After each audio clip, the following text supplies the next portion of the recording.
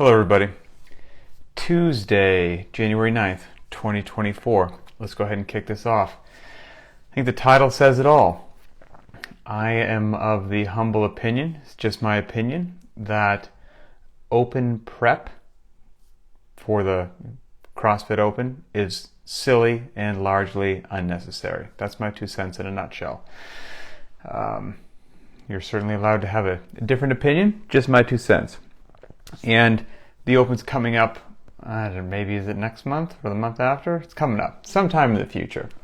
And people take it varying degrees of not serious to wow, quite serious. And that's cool. You know, wherever you fall on the spectrum is cool.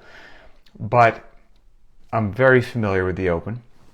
And the Open is supposed to be the most welcoming, the largest, participatory event, the lowest barrier to entry for athletes of all ability levels to participate. Now, you want to crush the Open and advance to a different competition and have a highlight reel made of yourself to be, shown on the internet. That's a different story. But just the Open in general, what most people are going to do is do it if they want, don't do it if they don't, and they're just going to do the workout.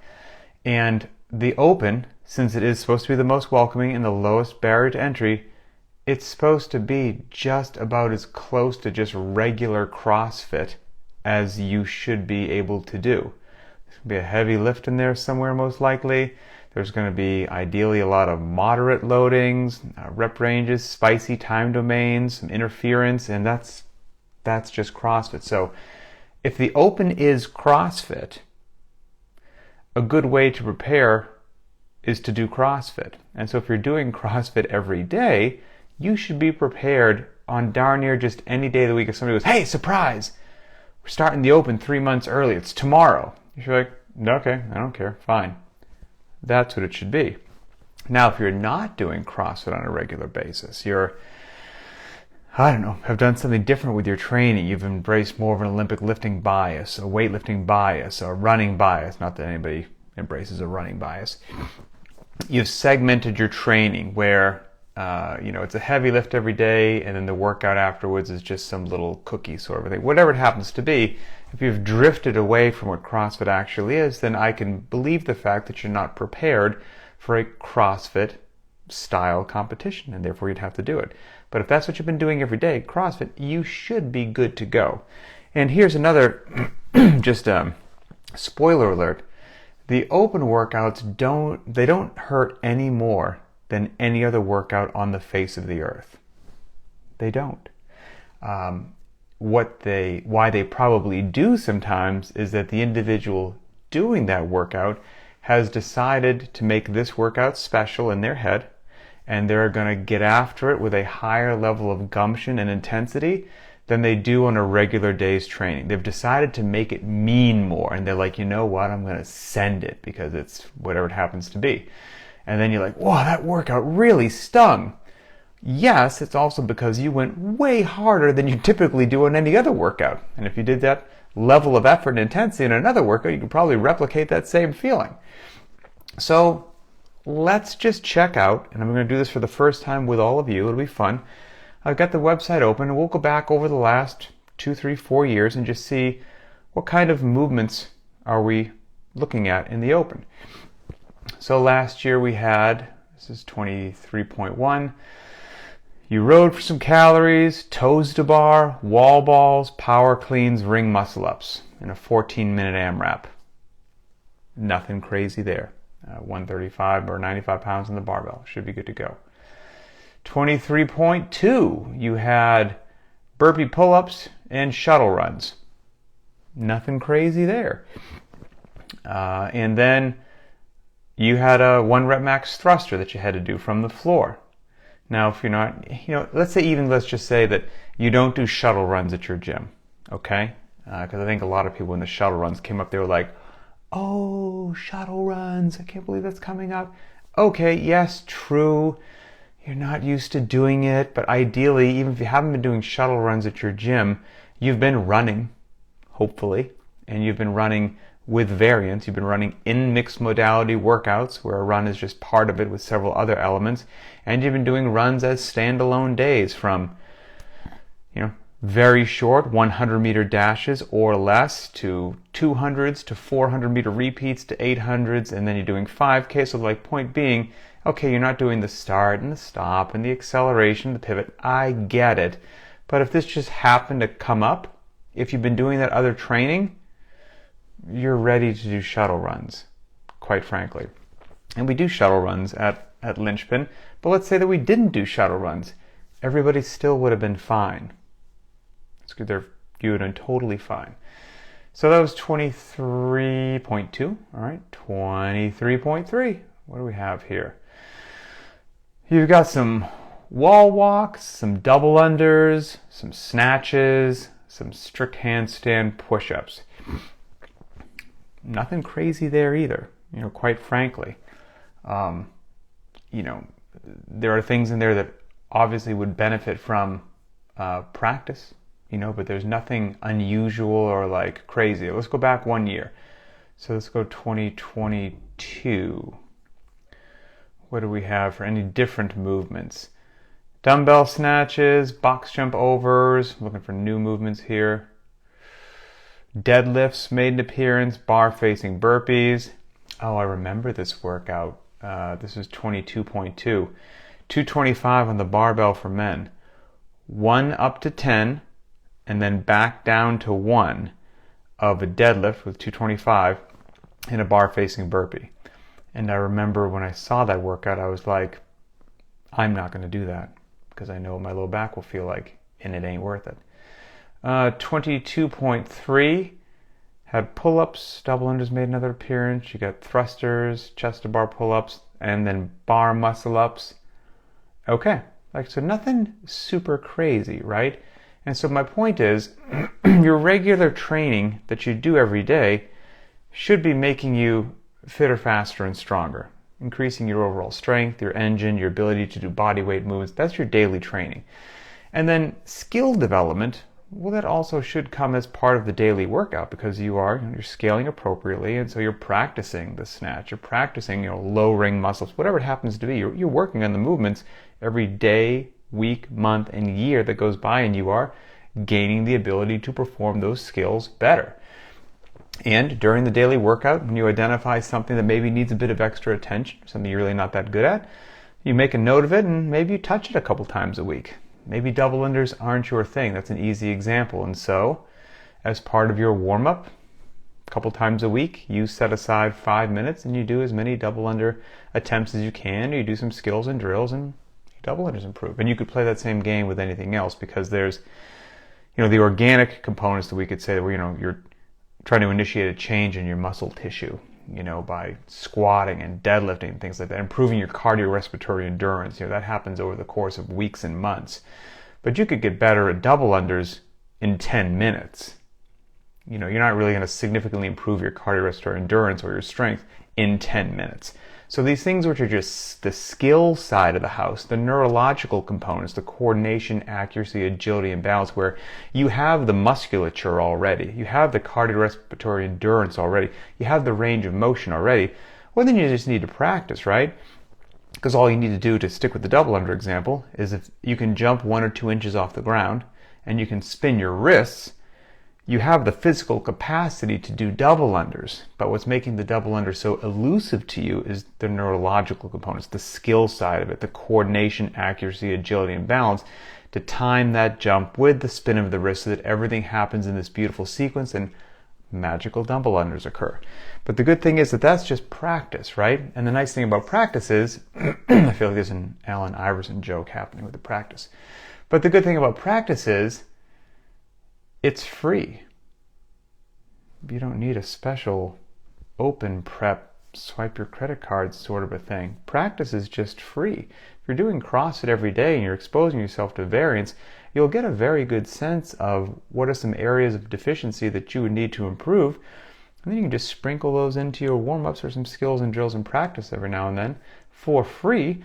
And practice is beneficial. It's wonderful. It's awesome. Everybody should do it, from beginner to intermediate to advanced level athletes. And movements that maybe would fall more on that side of the house, not so much the organic side as the neurological side, assuming that you had the strength to do it, you had the range of motion, you had the cardiorespiratory endurance, then some of the more skill-based components to tie those organic ones together, things that jump to my mind: double unders, handstand walking, handstand push-ups, be it kipping or strict. Now strict would be more of a strength component, but if you don't have the kip down yet, that's a neurological practice side of the house.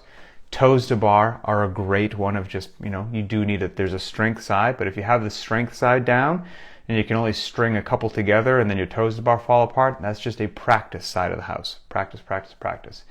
Snatches, wall walks, chest to bar pull-ups, kipping especially. If you've got the strength component to do that, then how to cycle those, that's just practice. Ring muscle-ups, if you have the upper body pulling capacity, you can control the rings, you can do a really deep ring dip, but you don't have ring muscle-ups. You see where the bouncing ball is going on this? Practice. Bar muscle-ups, practice. As long as you have the strength component, the cardiorespiratory component, and the range of motion, all of those things which you will be developing in the daily workout if you're actually doing CrossFit, then you identify what is a couple areas that you can improve upon and work that into your little skills and drills each week. And then it's also just a roll of the dice, right? What if you're like, toes to bar? I know it's going to be toes to bar. I've been working on them all year. It's going to really bump my score up. And then toes to bar don't show up. And then you didn't get to crush that workout. Does that mean you're not fit? No, it's nonsense. Or what if the opposite occurs? What if, you only have so much time in the day and you're like, it's going to be toes to bar. I know there's 2 or 3 things the open loves, and they love toes to bar, so I'm going to focus on that. And you focus on just toes to bar and double unders, toes to bar and double unders. And then toes to bar don't come up, handstand walking does.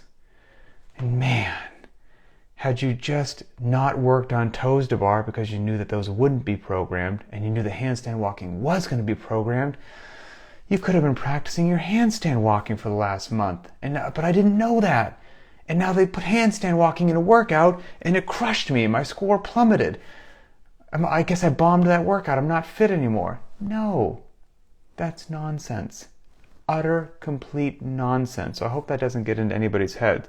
It's just you're a human being with only so much time to practice 50,000 different skills, and you do what you can, and you have to make some choices, and it is what it is. And you've got no idea what HQ may decide to include or exclude this year. You got no idea. You could guess really well. You could guess really wrong. They could pull something out that's just a little bit different, and then everybody will be goo goo gaga over this thing that popped out in the open, and we all got to do it. No, you don't. You just got to do the gross movement patterns. You got to cover your time domains from short to medium to long, vary your loadings intentionally, and then you're going to be wonderfully fit. And if something new pops up, something new pops up. You know how you know if you're fitter than you were last year? Not because of the open. Because of that exact example where maybe the handstand walk was at a critical point in a workout, and that was going to be the barrier that really separated people, and you don't have the ability to handstand walk, and so your score plummeted. You tanked that workout. It could really get in your head. If you're fitter, faster, and stronger in general, or compared to how you were last year, especially if you're on BTWB. Look at your data from BTWB, and look at all these, not just 3 workouts. Look at a variety of workouts. Everything from your Cindy to your 5K to your 400-meter repeats to your 500-meter row to Fran to, you name it, short to medium to long, heavy days, 5x5 back squat, and everything in between. And where is that general trend going? Is that general trend going up and to the right in a good direction? Then you're going in a good direction. Whereas if you only have 3 workouts that you're going to try to base this off of, and one of them just happens to have something which ain't your thing, and that kills you, that might get in your head like you're not fit. Don't even let it do that. Get it out of there. And the open also has to work with certain just constraints, right? And those things play a factor of the gear that most people have, the space that most people have available, the whole 9 yards. And so there are some things you're just probably not going to see. And so does that mean you shouldn't train them because you don't see them in the open, or you're unlikely to see them in the open? You're probably not going to see a 5K run in the open. I'm here to tell you that. So does that mean it doesn't have training value and you shouldn't do it? You're probably not going to see 6x400 meter repeats. So should you not train it, you'd be doing yourself an incredible disservice if you didn't do that. Probably not going to see an L-sit. Probably not going to see push-ups, which are a wonderful movement, but a nightmare to judge. So does that mean you shouldn't train push-ups? Or ring dips? Awesome movement. Nightmare to judge. Knees to elbows. I've said this time and time again. I will go to my grave on this. Are vastly superior and more effective than toes to bar. Any day of the week. If I could only do one for my athletic development for the rest of my life and my athletes, it would be knees to elbows. But they're way harder to judge than toes to bar. So you'll probably see toes to bar. So does that mean you shouldn't do knees to elbow? I guess if you care about only your open score, not actually being well-rounded and fit. Rope climbs. I mean, the list goes on and on of things that maybe they could try to work in a rope climb, but there are things that there are constraints that they have to deal with. It is what it is. It's a man-made competition that has constraints. And so, don't get crazy, unless you want to. But I would recommend most people don't get crazy. Do what you're doing. Train intelligently every day. If you identify a couple skills and drills that seem to make an appearance in the open for whatever reason, and that's important to you, work them into your training a couple times a week in your warm-up or cool-down, and practice those skills, because that's what improves skills is practice. Not necessarily more time under the barbell or going out for another run. It's practice. Allen Iverson.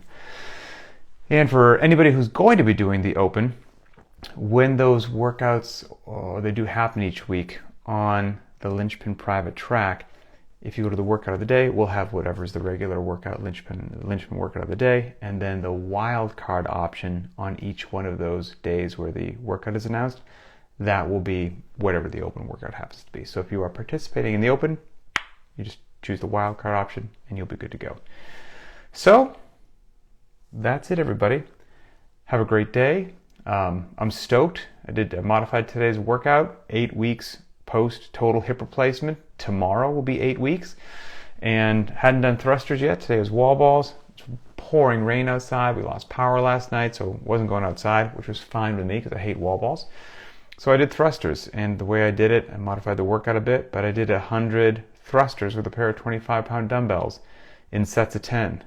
Now they hurt, don't get me wrong. They hurt in a good way, not like joint pain hurt. So I was stoked. Big victory today. Keep making smart decisions. Keep doing what you need to do to keep your hips, knees, back, shoulders healthy for your entire life, because that's the important stuff. Have a great day, and we'll talk later.